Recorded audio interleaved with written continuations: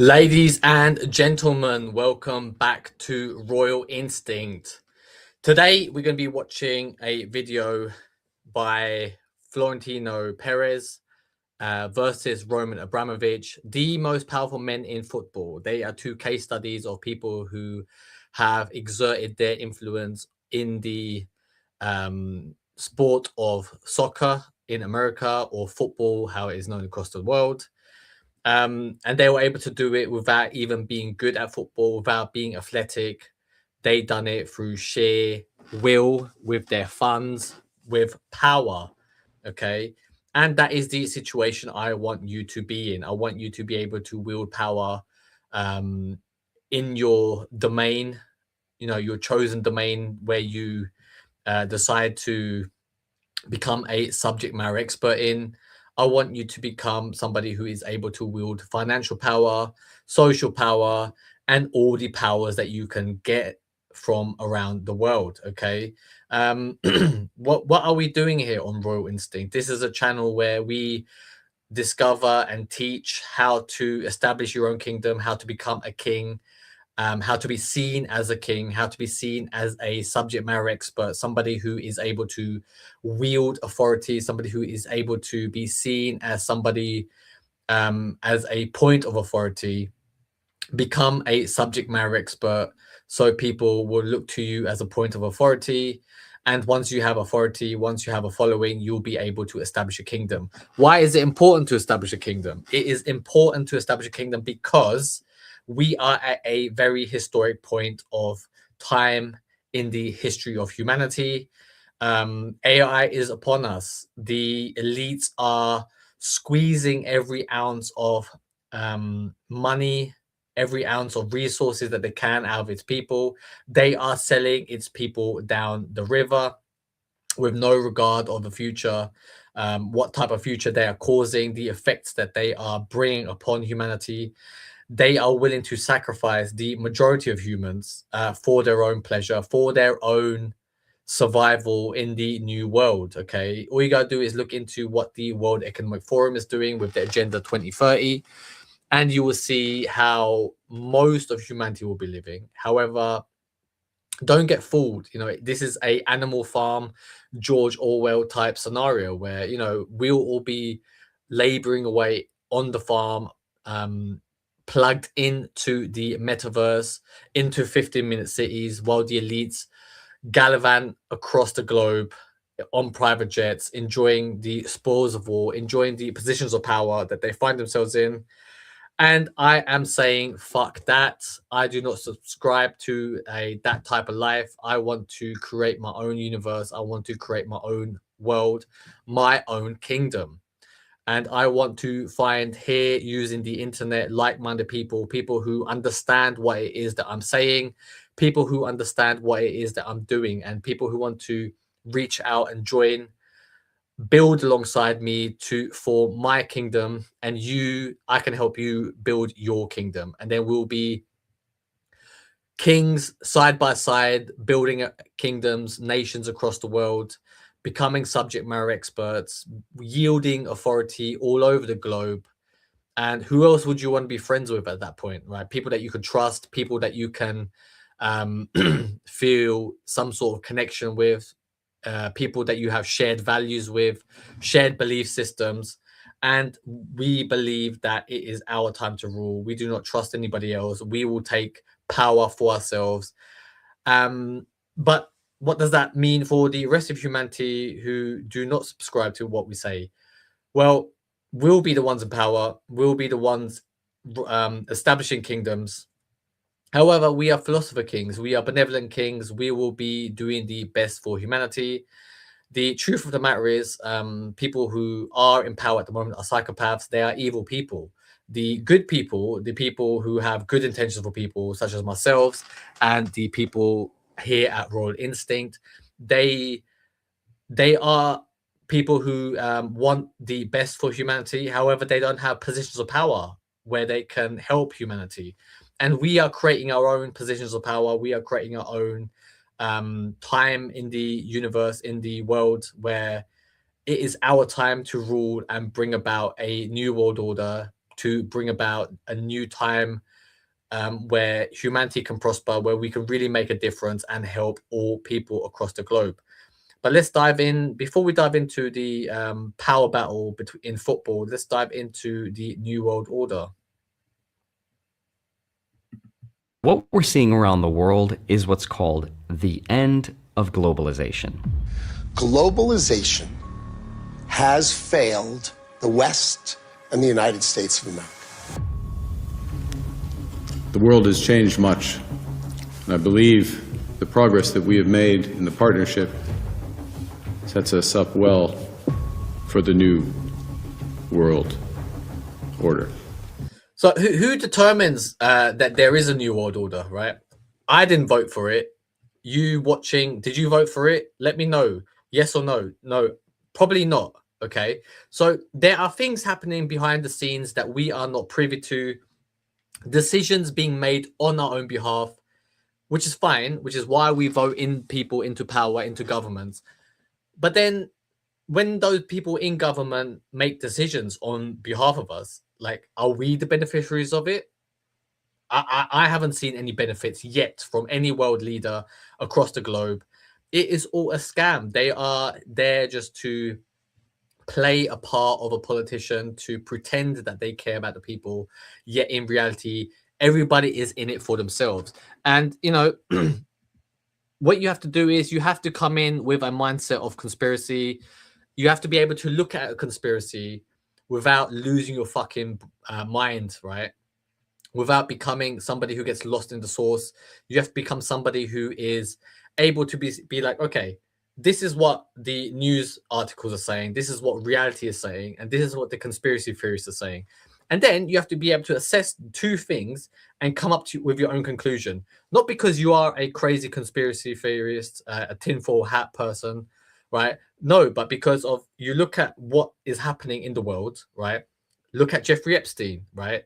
People were saying there's a satanic pedophile ring where high level of people elites who rule the world are involved with pedophiles doing human sacrifice. Okay, Jeffrey Epstein comes along and literally, you know, presidents, billionaires, tech entrepreneurs, Bill Gates, Elon Musk, Bill Clinton, Donald Trump, all these people, right? Prince Andrew, right? And all these high level people are involved with a guy who is trafficking underage girls, right?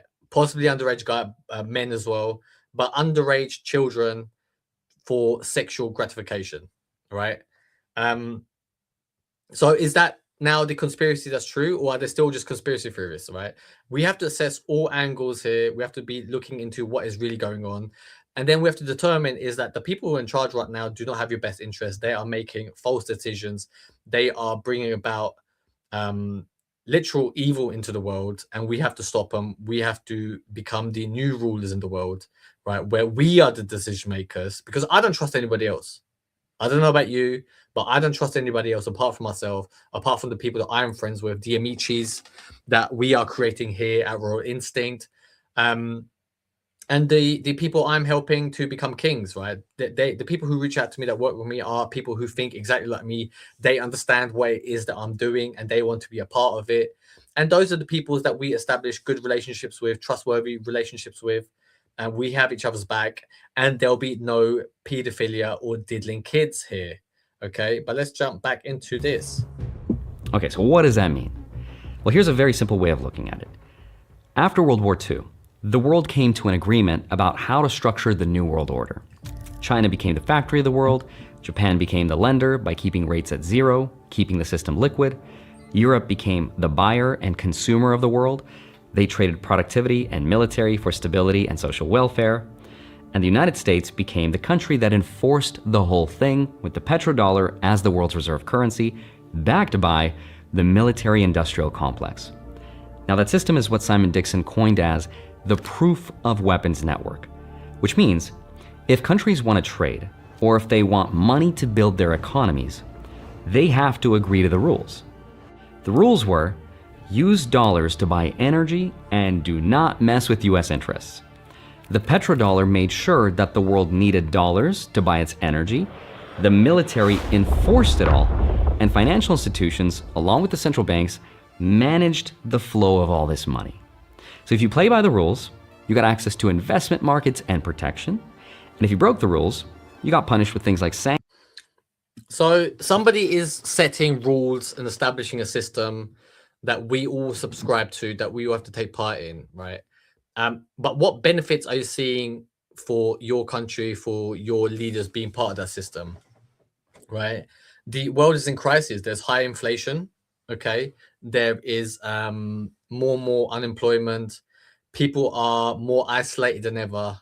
People have real problems with mental health in this world. So, you know, all these systems are put into place, yet the people underneath it living in that system aren't actually benefiting at all, right? So I was somebody who was part of the corporate world. I was somebody who went to university, got a job, lived that life that the elites want us to live.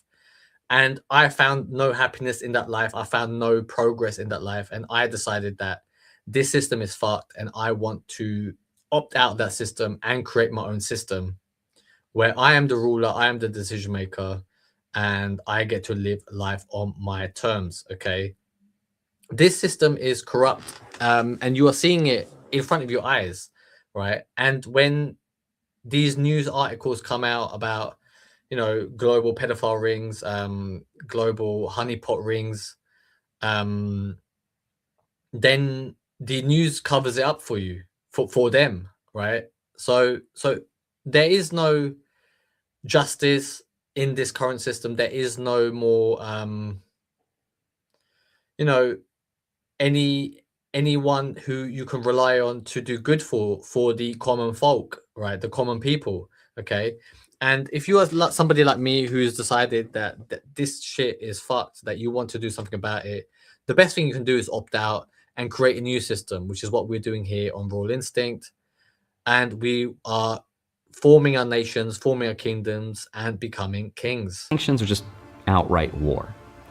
Now, if you're an American, depending on which side of the K-shaped economy you are on, rich or poor.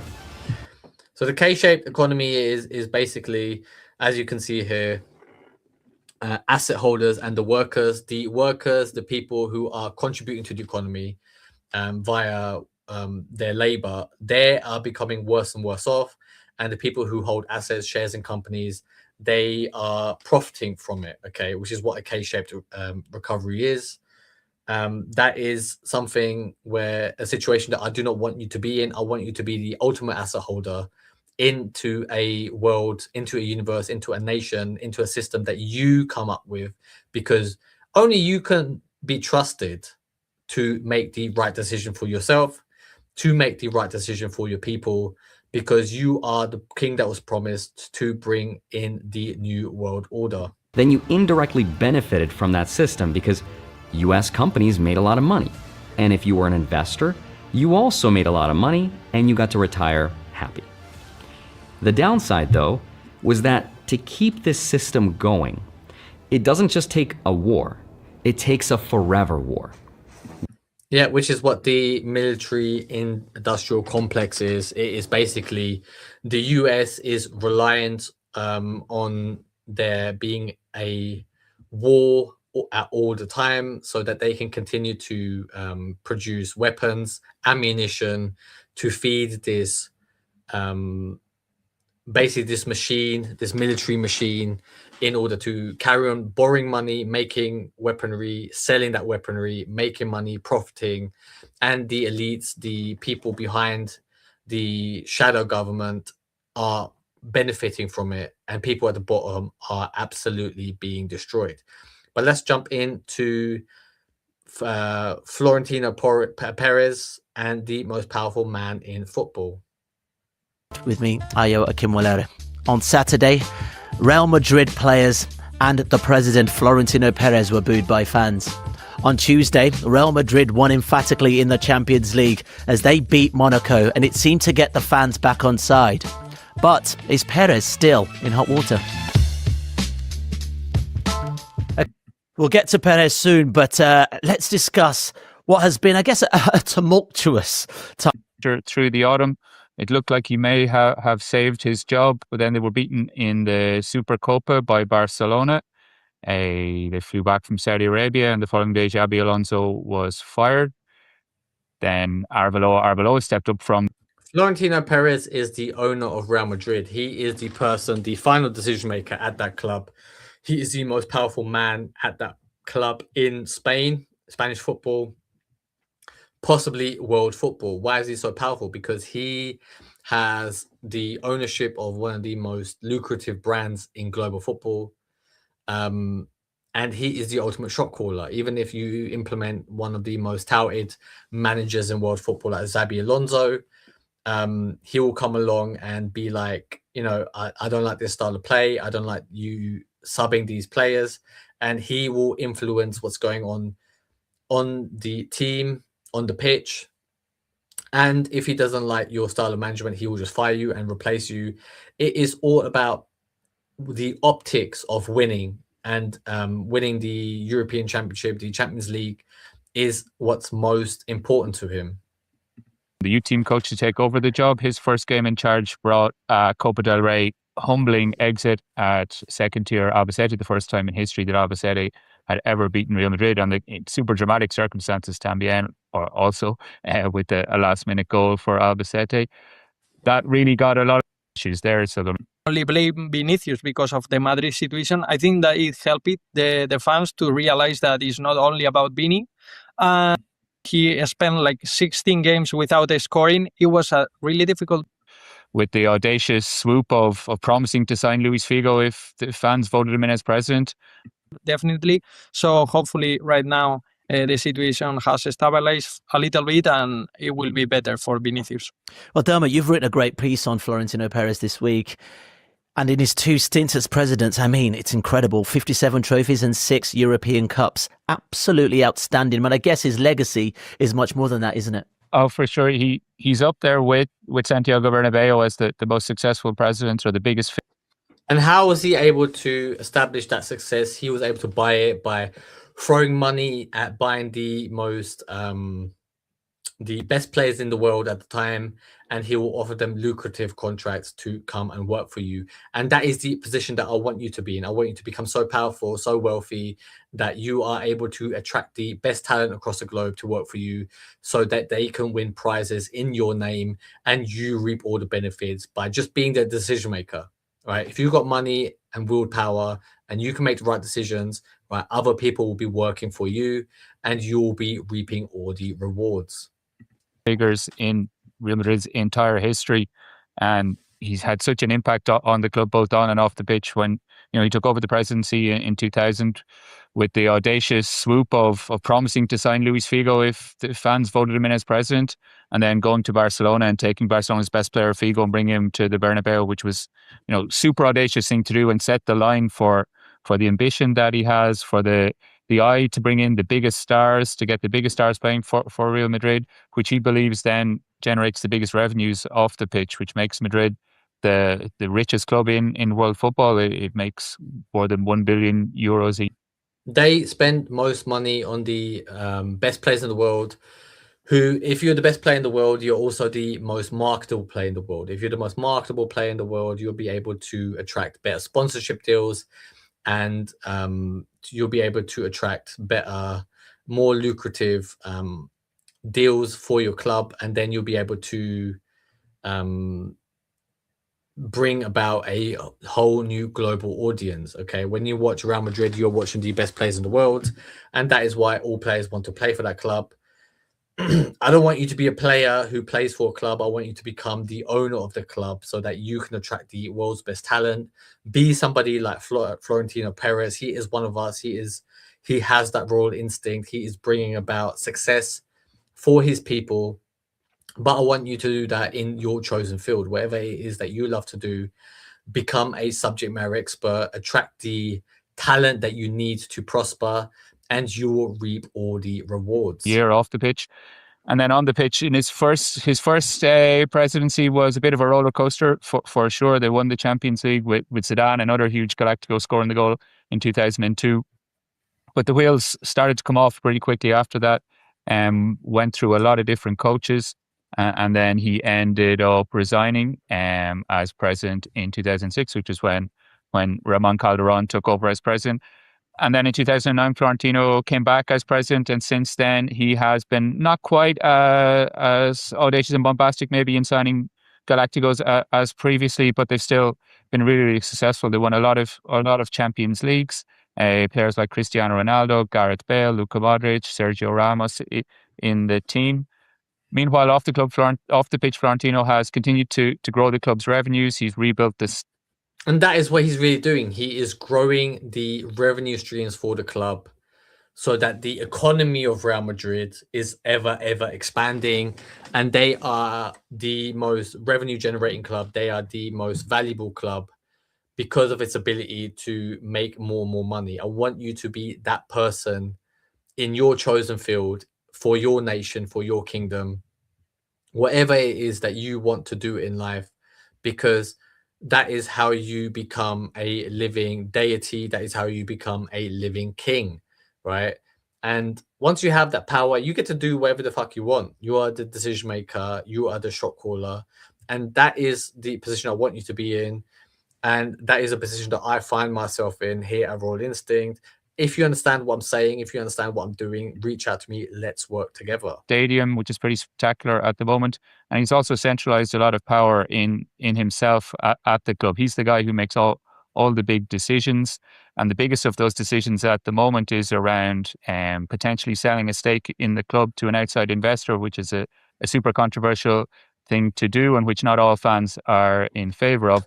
So when the team weren't playing great and when they went from Ancelotti to Alonso to Arbeloa, then they got knocked out of the Copa del Rey last week on top of the Supercopa loss to Barcelona, was when a lot of the frustration came out at the stadium at the weekend, both I think in how poorly the team has played over the last 18 months or so, and also maybe some fans who are not so happy with the off the pitch stuff at the Bernabeu at the moment, and that that came out in the response and the chants against Florentino. Guillermo, I mean, look, we've spoken about the chants against Perez, from a certain section of the Madrid fans. But I mean, look, from the outside looking in, I'm looking at you have to understand, the fans are just the subjects of Florentino Pérez. Florentino Pérez is the king. He is the decision maker. And the fans, the subjects of his kingdom, are happy as long as he is bringing in trophies and success. Okay, whatever success means to you, whatever you find yourself to be striving for, bring that success to your subjects in your kingdom, and your kingdom will prosper and be successful. Okay, but let's jump into Roman Abramovich, who had a different style of authority, yet was able to establish a kingdom and become also successful. What were you doing in the year 2003? That was the year that Finding Nemo came out. It was the year that England won the Rugby World Cup. Oh my gosh. It was the year that the US and the UK invaded Iraq. And it was the year that 50 Cent released Get Rich or Die Trying. Oi, that is a solid body. Get Rich or Die Trying is one of my favorite albums. It's lyrically not the best. Beats wise, it's not the best. However, it is the hunger that 50 Cent came into the system with, into the game with, onto the scene with. It is the hunger I challenge you to acquire within yourself. Bring about your own inner 50 Cent. Bring it about that strength. It is Get Rich or Die Trying. Okay, what the elites have in mind for you now is that they want to take over the world. They want to take all your resources while you goon yourself to porn, while you fucking play video games, while you are rotting away in your bedroom, plugged into the metaverse. The only way you can escape is by making a shitload of money and establishing your own kingdom. Here at Royal Instinct, we are becoming kings. We are becoming rich. We are becoming wealthy. We are getting rich and we are not dying, okay? But you have to come in with the attitude. It's like, well, what being plugged in, being a fucking gooner, being an incel, all these things in life, are fucking bollocks. Do not subscribe to that shit. Decide to become a king. become fucking rich so that you can live life on your own terms, promote yourself as a king so that you can have all the benefits that kings get, that people with power get, so that you can do whatever it is that you want to do. Nobody will be able to tell you what to do, and you can tell them to fuck off. Of work. I still listen to that to this day. Well, actually, on the 1st of July 2003, an unknown Russian billionaire called Roman Abramovich bought a Chelsea Football Club. And on that very day, the landscape of football as we knew it changed forever. And in my opinion, I believe that Roman Abramovich single-handedly ruined football forever. And I've been tweeting about this for years. I've been talking about. You cannot blame just Roman Abramovich. If it wasn't Roman Abramovich, it would have been somebody else. He was just the first to do it. He positions himself in a way to make himself and Chelsea very successful.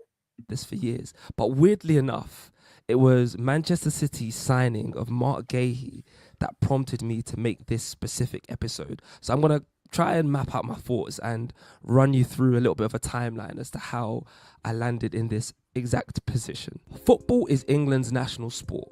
It is a sport that was created and developed by the working class, and it's a sport that has now been hijacked by American private investment, rich billionaires or nation states who have endless amounts of cash, endless amounts of money to burn. And one of the reasons why you're seeing the Premier League this season being accused of being the most boring season there has been so far is because when you have private equity coming into football, into sports, they are trying to contain the fluctuations in revenue, which is based on your position in the league, right?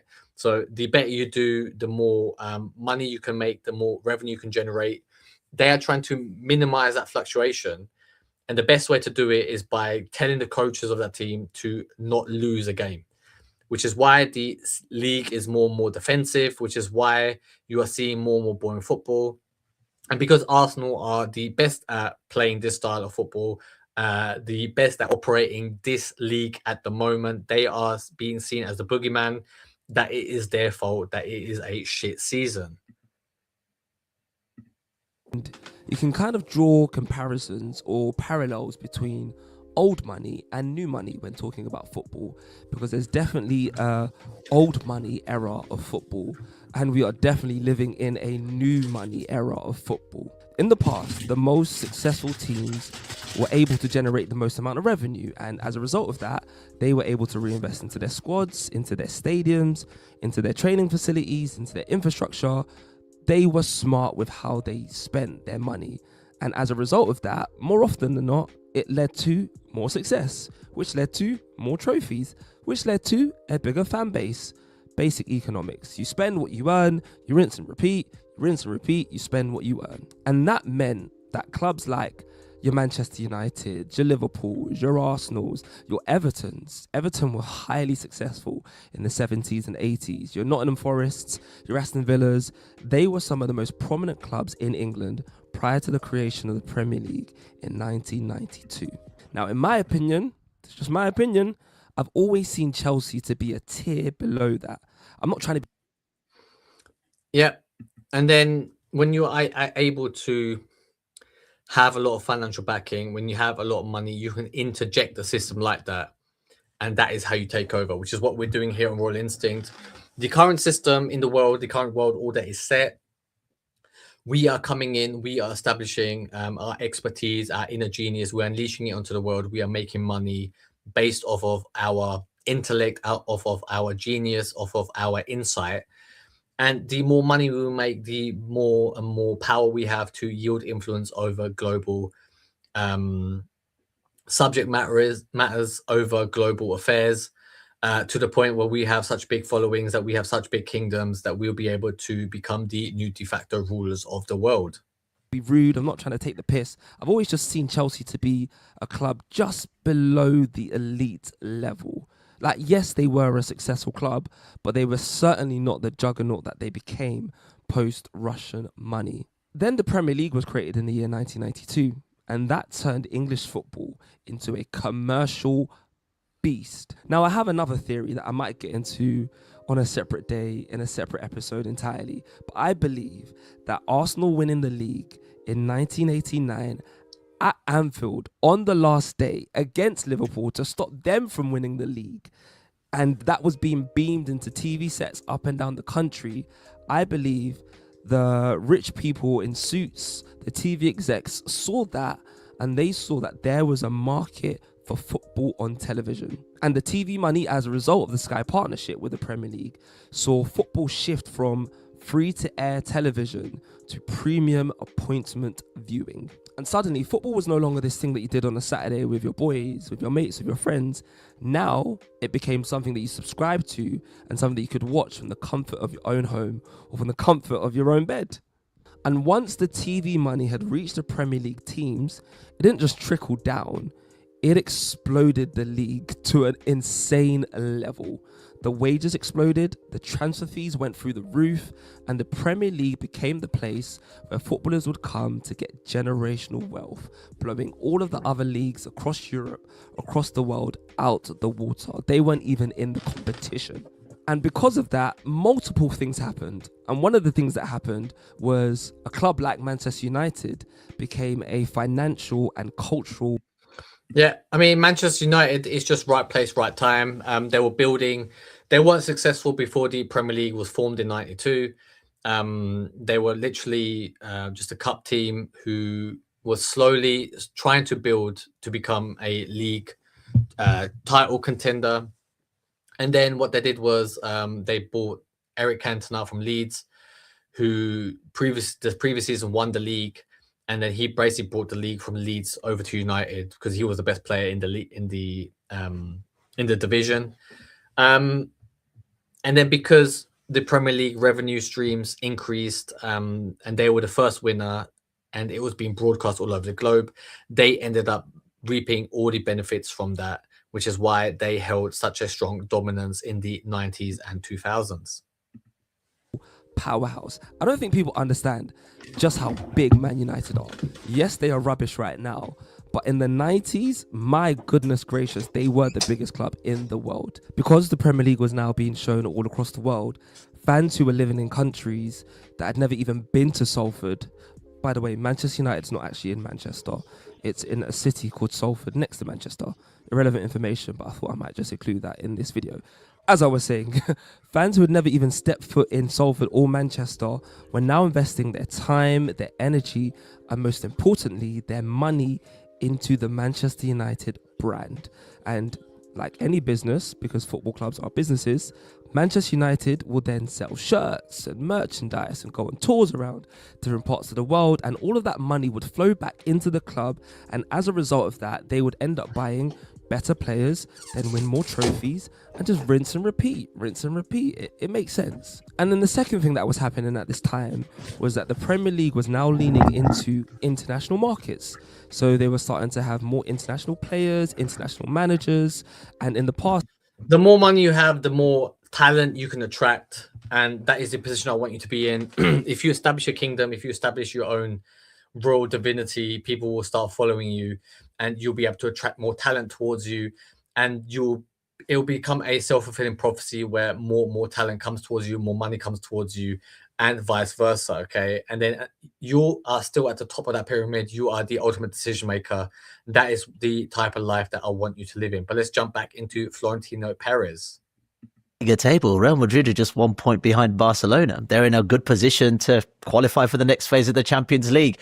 If either of those two competitions they're still in contention for, it might be a great season. Why are the fans so upset? Well, I think that the first reason is always the results, sporting results. And as they had just lost against Albacete, as Dermot said previously, I think it was clear that there was a happiness by the fan base because of that, because of the Xabi Alonso's sacking. I think that fans felt that it wasn't only Xabi Alonso who we all should, blame. There were other. So the ultimate decision maker gets rid of the manager, and the fans realize it wasn't just the manager; it's also the players. But the person at the top never gets any blame. He never gets any of the frustrations from the fans towards him because he is the king. He is the ultimate decision maker, and he yields the most power, right? Don't become just a manager. Don't just become somebody who is a person with some valuable knowledge. Become seen as a genius, become seen as a subject matter expert, so people look towards you for guidance, so that they look towards you for leadership.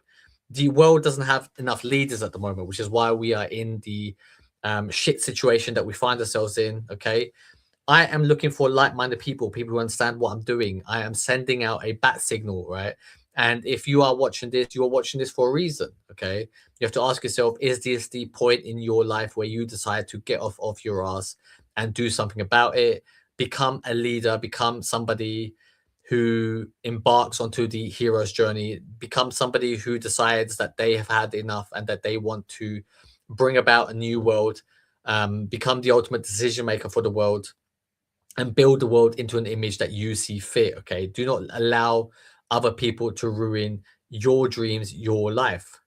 Guilty characters inside this story, probably the board, probably the players themselves, and that's why they whistled the board and the players against Levante. And probably there is another reason now that we are talking about future changes within the club and around the ownership and future investors. I do think that there are I'd say some fans or some Real Madrid members who feel that they are disconnected to the club's decisions, and they felt that the club is taking some decisions, controversial decisions, and they are not really counting on them.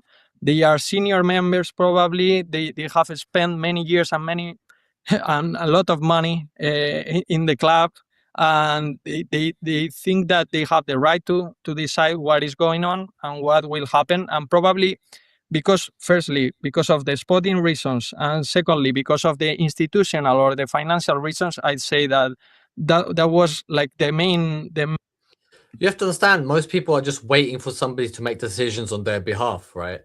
And once you understand most people are trying to avoid being the decision maker in their life, you get to then look at the world and decide whether you want to continue be sitting on the sidelines waiting for other people to make decisions, or whether you want to be at the forefront making decisions based off of what you feel is the correct thing to do in the world. Okay, become the person who is the decision maker, who makes a difference, right? Because you only get to live one fucking life, right? So you might as well do your best. You might as well live life to a point where you bring about the ideas and foresight that you want to put on the world, right? If you believe that the world is being run by people who are no smarter than you, right? No more smarter than you, that they are, their moral compass has been compromised, and that you actually have some good ideas, why shouldn't you be in charge, right? I am trying to find those people who believe that they should be in charge and have the balls to go forth into the darkness, against all odds, win, because that's what we do here. We win at all costs here at Royal Instinct. We live lives of luxury. We live life at the top. We become kings, and we have women lining up across around the block, in their thousands, to become our queens. Once we become kings, life is easy for us. Okay, I want you to understand that we live life on easy mode. We party hard, and we reap all the rewards. Main thing to explain the whole situation. Yeah. Well, look, Guillermo, Real Madrid are arguably the. Let's jump in back to the New World Order. Now, if you're poor as an American, it's especially bad because the system gave out all the jobs. Has failed the West and the United States of America. It's a failed policy. It is what the WEF has stood for, which is export, offshore, far shore, find the cheapest labor in the world, and the world is a better place for it. The fact is, it has left America behind. It has left the American workers behind. So now Japan is being forced to repatriate its capital back, sell their US treasuries, just like all the other nations in this new world. This weakens the dollar. When all nations start selling off their treasury, their US treasuries, it has an adverse effect on the dollar, and the dollar will lose its status as the world reserve currency. And once that happens, it will have a trickle down effect, a bad effect on the rest of the economy, if you are part of that economy. But here at Royal Instinct, we are making our own economies. We are establishing our own nations. We are becoming the new rulers. We have our own currency. And that is what I want for you. I want you to work alongside me so that we become the new establishment, and that we can become trade partners with our own currencies, so that if the dollar does go up or down, sideways, or whatever the fuck it does, we are not affected. Because the dollar needs perpetual demand, and that demand is disappearing. Europe learned, if you depend on other countries for your energy and you outsource your safety and your military, well, then you've got no power to enforce the rules. So what we're left with is what was talked about at this World Economic Forum. The question was, how do we divide power in this new world order? That's what I want to help explain. I want to show you who the players are, what each of them wants, and what it might look like in the future. So with that said, let's get into it. Hi, my name is Andre Jick. Hope you're doing well. Come for the finance and stay for the new world order. So the old game that's been played since World War II for about 80 years or so is coming to an end. And it kind of perfectly lines up with something called the fourth turning, which is a model that shows that every 20 years. If you subscribe to that model, then we are at the precipice of a big global crisis. I mean, the stock market is overvalued. You're going to see the AI bubble pop, which will affect pensions around the world, which will affect many people and their savings. You have AI will come and displace a lot of jobs across the globe, which will cause mass unemployment. You have the dating market, which is collapsing because men can't afford to date anymore, and women don't seem as attractive because they aren't economically viable anymore. And you are seeing more and more women selling their images online on OnlyFans and places like that. Women are just going back to base instincts. They're selling their pussy, right? And it is bad for everyone involved. And the leaders are seeing all these things take place, and they are selling off all the assets behind our backs while lying to our faces, trying to make the world a better place. If you are sick and tired of being lied to, then you need to start building your own kingdom. You need to start coming up with your own currency so that you can survive the coming economic turmoil that we are all faced towards. Become a king, establish your own kingdom, be a subject matter expert, build alongside me, reach out, let's work together, let's get off this planet and form our own better planet with our own rules. We've got a new cycle which starts with the high, followed by the awakening, then the unraveling, and now the crisis or the reset. That's where the World Economic Forum in Davos, Switzerland comes in. This is where the world's most powerful people get together to talk about what the new game is going to look like. This is the largest gathering of global leadership of the post-COVID period of time. So first I'm going to try to explain who the players are and what they want. This gets very complex. There's all kinds of different power structures with different incentives, pulling in all different directions, all trying to take a piece of whatever replaces this old system. So let me give you a high-level, condensed overview of what's happening. Now, there are technically 4 groups of power. The first group is what we can call the financial globalists. Some people call it the transnational. And if you're noticing a pattern, it is always the people with mega wealth who have the most influence, okay? Even when it comes to dating, the people with the most money are getting the best dating life. So getting your money together, becoming rich is vitally important. How do we become rich here at Royal Instinct? We do it by establishing kingdoms, by being crowned kings for our expertise in our zone of genius, by becoming subject matter experts. We will build a following. We will leave the old system behind. We'll buy our own private islands and establish our own nations.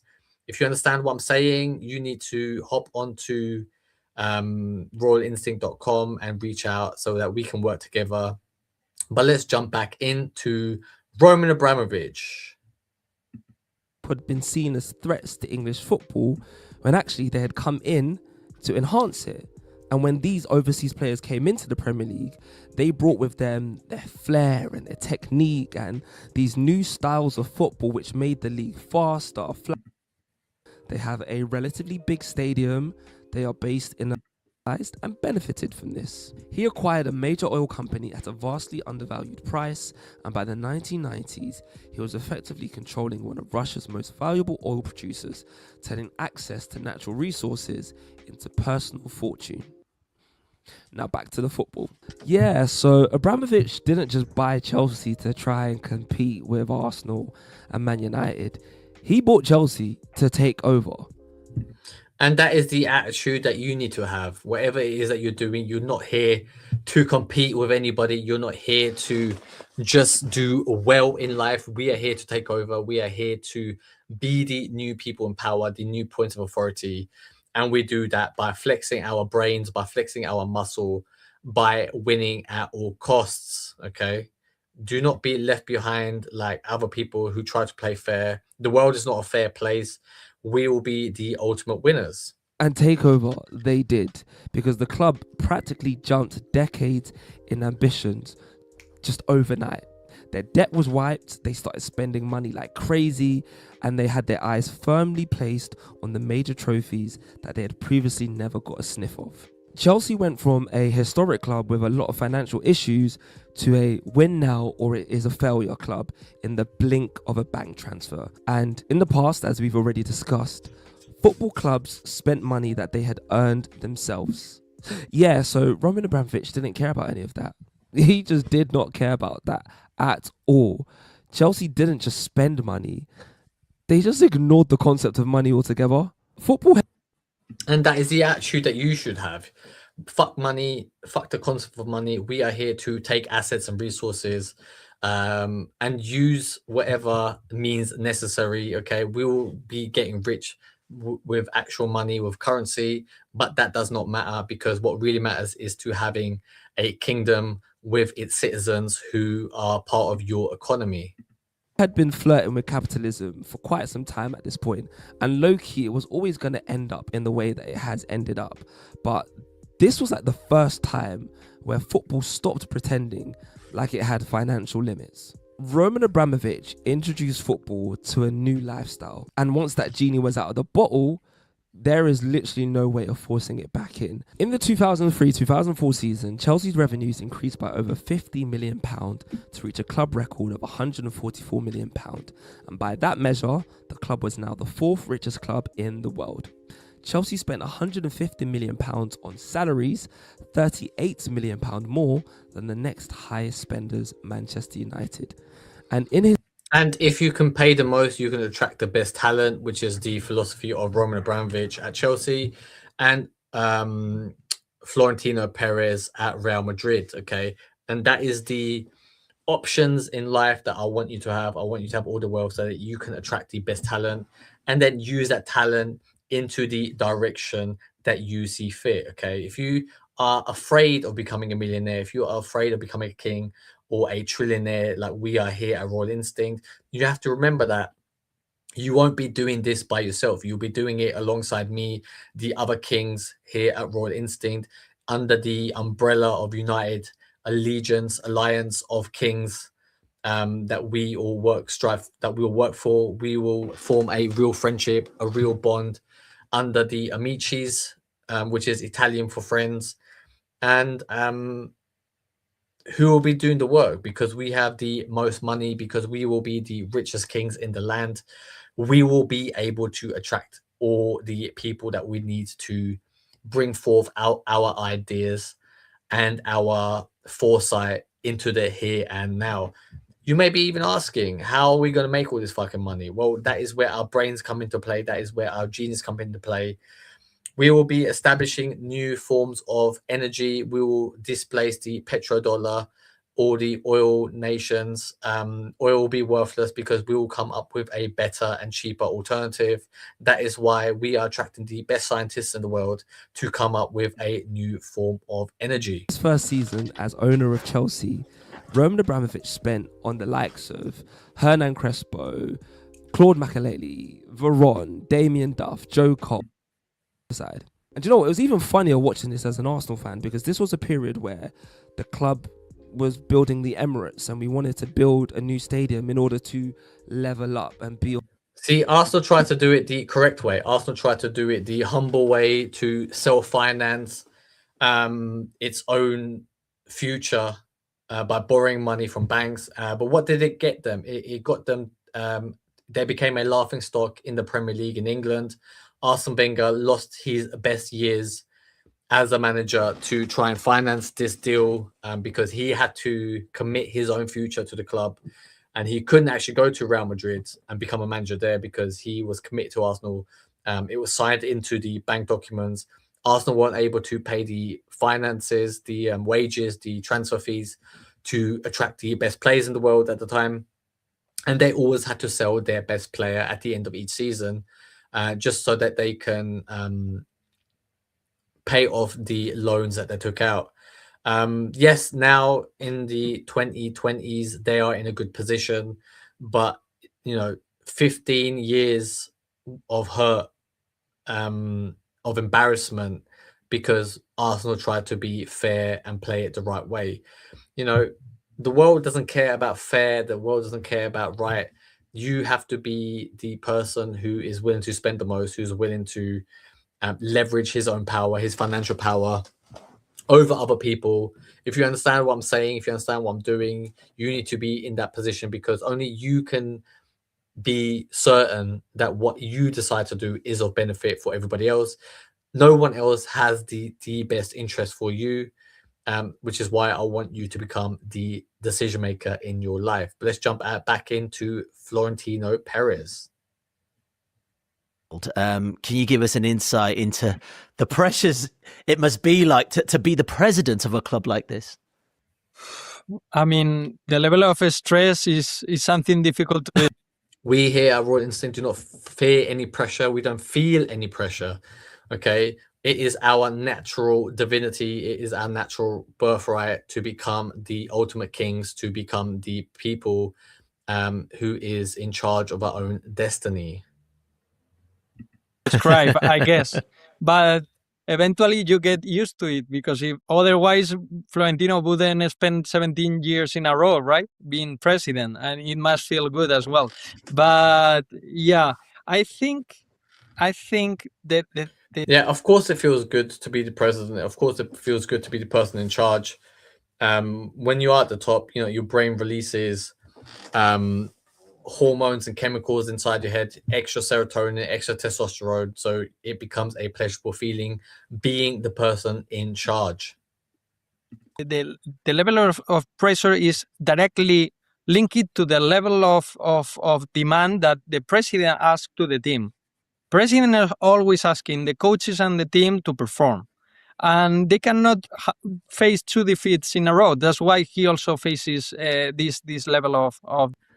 Yeah, if you're the king, if you're the president, you are allowed to ask other people why they're not performing, and to bring them up to a standard where they are performing at all time, where they are performing at a level that you are satisfied with.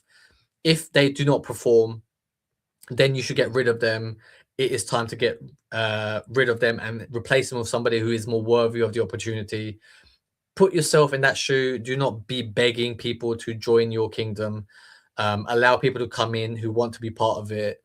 And if they do not come up to your standard, if they don't meet that threshold, just get rid of them. Demand. But not only from a sporting side of things, also from a financial point of view. I guess that Real Madrid cannot afford to, for example, have to have losses in a financial year. They have along all these years, I think they have had profits. They break even. So I think it's a sustainable model or at least from a financial point of view, because of this level of pressure. Yeah, I was thinking about the sustainability of this, Dermot, because, we've seen teams like Manchester United, obviously still commercially viable, but dropped off when it comes to performance on the field. But how sustainable is it for one team to constantly want to win everything? It doesn't make sense, really. He is right. It doesn't make sense, but it is the ultimate will and determination from Florentino Pérez that is allowing his club to move forward into a uncharted territory, which is what you should be inspiring your people to do, right? Normal rules do not apply to us here at Royal Instinct. We are determining new rules, okay? Something that has never happened before, right? Basically, what it means is nobody has gone through that door to that opportunity, right?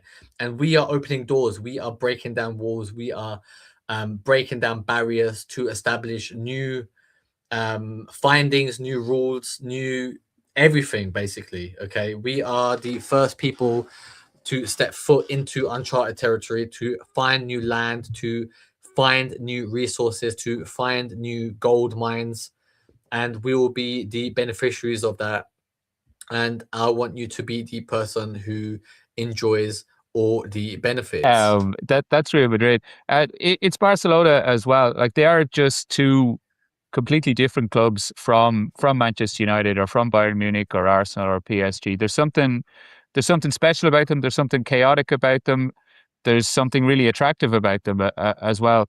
Madrid are able to.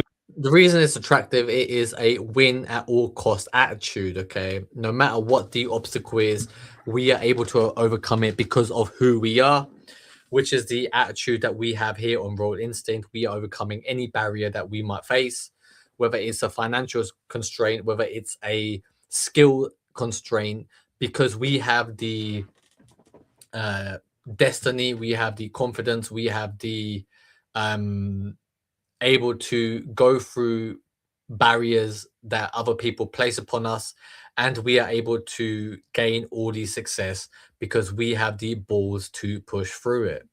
To sign players like Mbappe on a free transfer, for instance, that, it's difficult to see any other club, maybe apart from Barcelona, getting that. Barcelona are able to get players to come in and play for them for lower wages than they would ask for if they were moving to PSG or to Saudi Arabia or to play in the Premier League. So it's part of the allure and the glamour, the history of the club, the heritage that they have, which means that even when they go through difficult times or they have disastrous seasons, that they're able to bounce back so quickly. Like, look at Barcelona and that is what we do. Every setback that we have, if we do come against a opponent, if we do have a moment of weakness where we lose the fight, then we are able to recover quickly and bounce back and come back even stronger, because we are always learning lessons. We are always moving past failure, moving towards success. But let's jump back into Roman Abramovich.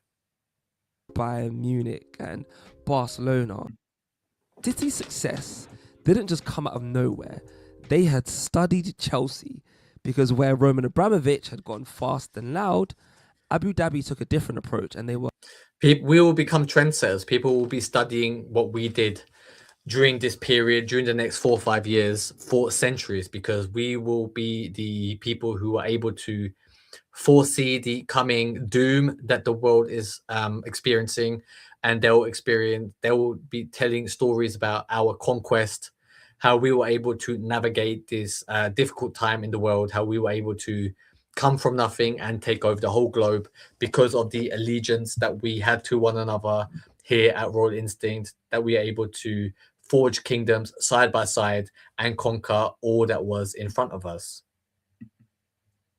Quiet and relentless, and where Chelsea were the prototype, Manchester City were the final finished product. Manchester City were smart, and they took a completely different approach to the one that Chelsea had taken, and they really invested in the area in and around the football club, and they invested in something called the Etihad campus, which included a stadium for the... And that's what we'll be doing. We'll be investing into our new islands. We'll be establishing new institutions where we will attract the most talented people across the globe, the most creative geniuses, and we'll be coming up with new ideas in honor of our foresight, in honor of our system that we are trying to build. Women's team, training facilities, data departments, a state-of-the-art academy, a global scouting network, elite level execs, and long-term commercial partnerships. They took their money and put it into good use. The club deliberately recruited executives with a shared footballing philosophy, people who believed in control, people who believed in possession, people who played football in a particular way. And it's the reason why when Pep Guardiola finally came to the club in 2016, the club was ready-made and already built for him. It's kind of mad, yeah, because Manchester City were a football club 8 years prior to Pep Guardiola's arrival. They were a football club losing 8-1 to Middlesbrough. The pitch. Well, you kind of find that the people that spend the most money in football in the present day tend to end up winning the majority of the trophies. And that is the final lesson here today. People who spend the most money get the best results. Okay, it takes money to make money, but we are not even trying to make money. We are trying to win the global system, the global war. We are trying to escape the global doom that is coming. We are trying to establish kingdoms. We are trying to establish dynasties that will last forever, long after we are gone. However, we will never die. We will be living long, long lives. Long live the king. Long live us here at Royal Instinct. If you understand what I'm saying, if you understand what I'm doing, then you need to reach out. I will help you establish a kingdom. I'm already helping many, many people every day, establishing their kingdoms, helping them become kings, helping them become subject matter experts. We are becoming rich. We are becoming undefeated. Okay, we will be the ultimate winners in life and all for all eternity. But that is it for today. Thank you very much, and I will see you soon.